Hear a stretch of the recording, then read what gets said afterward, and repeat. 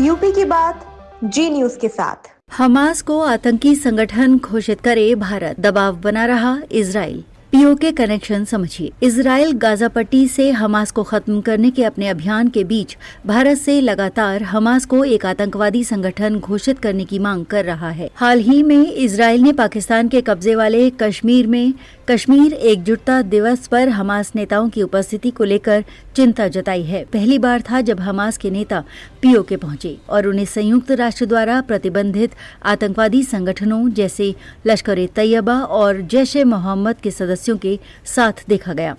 Israel ने इस मुद्दे पर भारत के साथ चर्चा की है। भारत ने आतंकवाद के मुद्दे पर इजराइल को हमेशा समर्थन दिया है और 7 अक्टूबर 2023 को इजराइल पर हुए हमास के हमले की कड़ी निंदा की थी।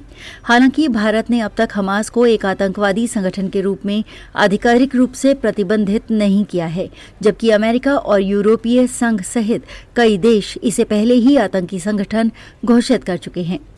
इजराइल ने 2023 में पाकिस्तान आधारित लश्कर-ए-तैयबा पर प्रतिबंध लगाया था, जो 2008 के मुंबई आतंकी हमलों के लिए जिम्मेदार है।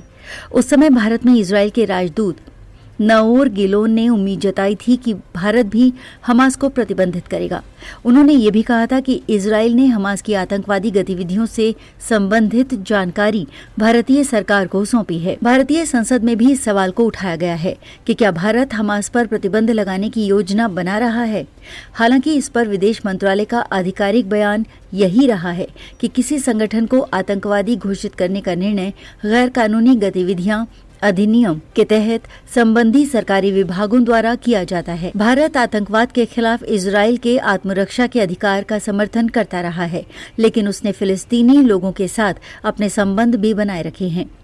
भारत बार बार 2 राष्ट्र सिद्धांत का समर्थन करता रहा है और एक स्वतंत्र, संप्रभु और सुरक्षित फिलिस्तीनी राज्य की स्थापना के पक्ष में है, जो इजराइल के साथ शांति से सह अस्तित्व में रहे।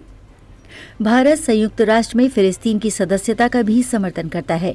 ऐसे में भारत का संतुलित रुख उसे इस मामले में किसी भी एक तरफा निर्णय से बचाए रखता है। हालांकि पीओके में हमास नेताओं की उपस्थिति के बाद ये देखना दिलचस्प होगा कि क्या भारत इस पर अपने रुख में कोई बदलाव करता है या नहीं।